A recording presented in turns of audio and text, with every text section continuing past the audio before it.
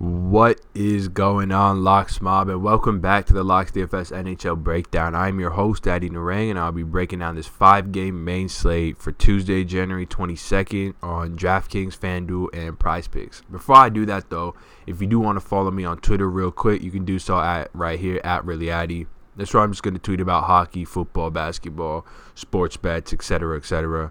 We're coming off a real good night yesterday in hockey. Members cast really well on DraftKings using the cheat sheet, using a lot of these plays in these videos, as well as just who we talk about in our Slack chat. And then on FanDuel, members also cast really, really high. So it was a really great night on both sites. But with that being said, we are forward thinking, so we're going to just get right into this 5-game slate. Since it is a 5-gamer, I'm just going to break it down positionally as opposed to per game. I'll just break down like my favorite play at each position relative to their price point, of course. So to just get started, I mean, we got the top 3 guys that we're kind of looking at. I guess 4 priced above 7K.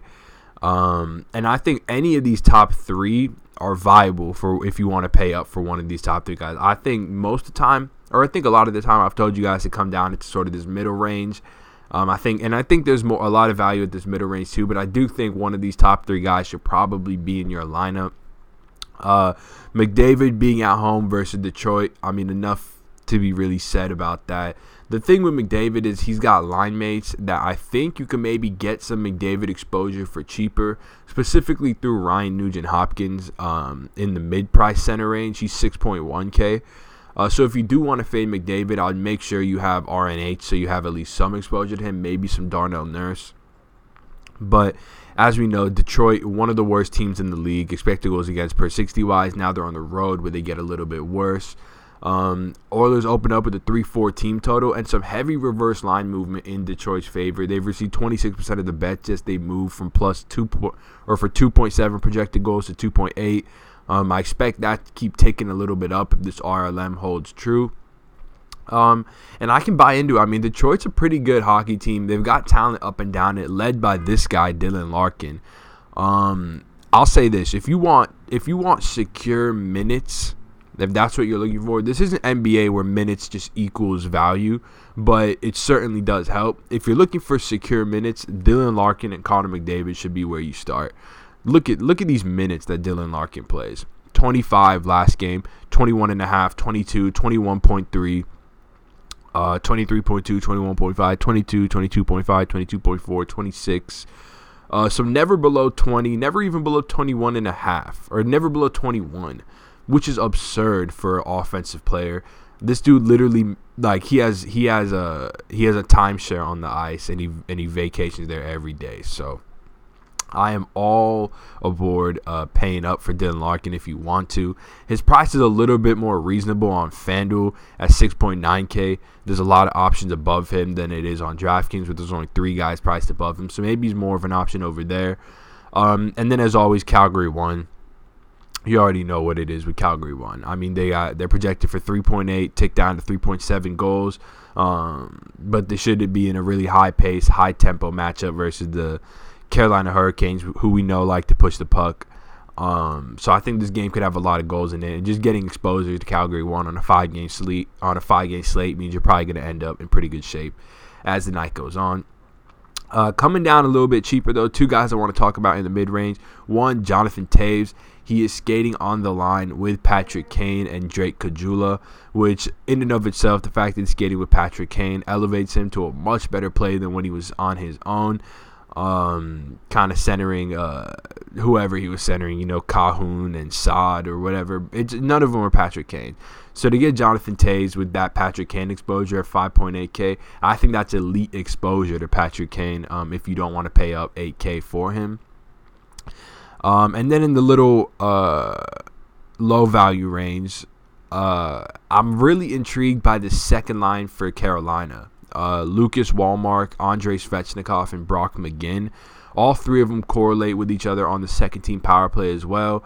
Last game where they were put together, Wallmark had 2 goals and an assist. I believe he skated a bit with Teuvo Teravainen as well, because Michael Furland was scratched. I do expect Furland to be back for this game, even though he's still day-to-day, which could jumble up these lines a bit. So like, keep up to date with them. But unfortunately, Korsika's down. Otherwise, I would show you. But Walmark and Svechnikov both fairly priced on both sides. Svechnikov especially so on FanDuel. But both of them shoot the puck a ton. They correlate really, really well together. And it's just a bunch of dynamic young kids on this Carolina team that I'm interested in getting exposure to before their price really ticks up. Just like as the season moves on. But with that being said, let's move on to winger. So like I talked about, if you want Kane exposure, I think you can get it through Taves. But Patrick Kane and Alex Ovechkin have been the two premier wingers, up there with Johnny Gaudreau as well. I think any of them work on this slate. I know you guys don't really like it when I spend too much time talking about the high price guys, so I'll leave that alone for now. I'm not even going to rank them for you because it's too hard for me. All I would say is that I'm really intrigued in getting Ovechkin here at 7.8K versus a Sharks team on a back-to-back that tends to play a pretty high-paced game. The Sharks team is also missing Marc-Edouard Vlasic and Erik Karlsson, which does hurt them defensively as we saw last game. So I think this is a great spot for Ovi to take advantage of that. I think he'd probably be my top guy out of here, but you can't go wrong with any one of them. If we come down a little bit, though, the guy actually leading the league in hard danger chances for, I keep saying high danger chances for the past 5 games, is actually Brady Tkachuk, which is really interesting because, again, Korsika's down, so I can't show you. But Brady Tkachuk actually has one of the higher iCourse 4 per 60s on Ottawa. He's one of their more lethal offensive weapons. Unfortunately, he got bumped off their first team power play. He was listed on there last night. Now he's not. I think they replaced him with Ryan Dzingel, which is fine. But he's still getting that second team power play exposure, as well as that second line exposure to Mark Stone and Chris Tierney. I think this is a game that it did get bet down. Excuse me. I'm thinking about the Chicago game. This game didn't get bet down as far as its over-under. I do think we could see a few goals scored in this game, primarily from the Ottawa side. They've been playing really well since Duchesne and Shabbat has come back. Just been they're projecting to me as one of the better defensive teams over the past 5 games. So I'm not overly high on Arizona. I do think we'll see some people try and go there for the value. It's not going to be me. Actually, speaking of that, I'm going to go ahead and give away a free prize pick right now, because I'm not really on Arizona too much. I think Ottawa's a better defensive team. Obviously, they're listed as the worst expected goals against per 60 team, so I'm not saying they're great, but I think they're better than their numbers suggest.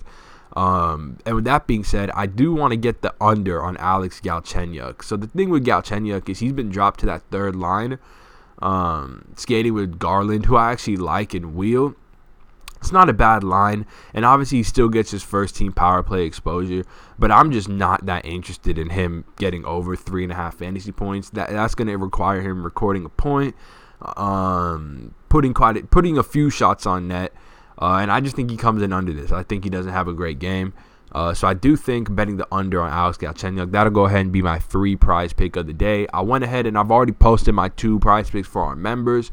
If you do want to get our official prize picks, all you have to do is deposit with a link in our bio or use the promo code LOCKS over on prize picks. Deposit, whatever you deposit up to $1,000, they'll give you a 100% bonus match. So if you want to deposit $100, if you want to deposit $500, they'll match that completely in promo funds, and all you have to do is roll over that once, and then it gets transferred into your credit. As you can see in my account, no promo funds, use them all, transferred into my credit. So go ahead and do that, and then you can DM proof that you deposited using our code to Locks DFS on Twitter, and we will add you so you can get our picks every single day, and start cashing out with us. With that being said, though, I believe that wrapped up what I wanted to talk about for winger. Was there a cheaper option, or was there a cheaper guy that I wanted to talk about? No, I opted against. I was gonna mention Jesse Puljujarvi because he is skating on that line with Connor McDavid and Ryan Nugent-Hopkins, but I'm just not too interested. Even at 2.8K, that line could get shuffled 2 minutes into the game. At least the Puljujarvi part of it could definitely get shuffled. So, and he doesn't correlate on the power play. Just not interested. Moving on to defense. Like I said, Erik Karlsson is out this game. That means Brent Burns is a smash play. We saw it yesterday. Brent Burns went for 27 minutes, time on ice, 6.5 fantasy points. He was an absolute beast. Without Erik Karlsson, he's locked into that premier power play quarterback role. He might stay out there for the entire 2 minutes as well. So lock him in. Love Brent Burns. He is my top defenseman on this slate, but it's close next to Mark Giordano. Mark Giordano just been like, he's been the reason why we've been eating so hard the past couple weeks. And you guys who've been locked in, look at the past 4 games, 10.5, 3.5, 7, 10.5. I'm a big proponent in locking in a high floor with your defenseman. I think punting it works in some circumstances if you're locking in that floor with offensemen, but majority of the time you're not. And majority of the time you want that floor with your defenseman because they're going to be out there for 27 minutes. They're going to block shots. They're going to put shots on net as well. If you can, what I'm trying to say is if you can, I think going Giordano Burns locks yourself into one of the best floors for this slate. And with not a bunch of options that I'm really intrigued by in this mid-price range, I think that's certainly something doable. If you do want to pay down, though, there's a guy that I like to always punt with down here. That's Dmitry Orlov at 3.4K. He gives you enough exposure to a talented Capitals offense, but he's 3.4K. He usually skates anywhere from 21 to 25 minutes, somewhere in the 23 range. He shoots the puck at a decent rate, and he blocks a few shots as well. So he typically gives you a floor of about 2.5, which we really like a lot. So big fan of him on this slate. And yeah, I think that'll probably wrap it up as far as defenseman goes. Not too much else I really want to talk about. So I'll just go ahead and move on to goalie. And with goalie, I will say what I always say. Go ahead and just plug in whoever fits in correlation with your team. If you have a bunch of Edmonton players, play the Edmonton goalie. If you have a bunch of Ottawa players, play the Ottawa goalie. Just correlate your goalie with your player so that if they do well, you get the win, and then you'll be good to go. I think the Calgary goalie, I'll always mention the goalie versus Carolina, is probably the highest upside goalie of the slate just because of how much Carolina shoots the puck. So in that case, that would be David Riddick, who I think is a real interesting play at 8.2K. But yeah, with that being said, guys, thank you so much for checking out this video. Please do like, comment, and subscribe if you did enjoy. It really does help us out a ton. And you will be entered into a giveaway to win a free season pass of your choice. Last week's winner, New Edition, wanted a free soccer pass. So he got the free 2019 seasonal soccer pass. Totally up to him. So if you like, comment, and subscribe, that could be you next week. So go ahead and do all those 3 things. I hope you guys win a ton of money tonight. And I will see you all tomorrow. Peace.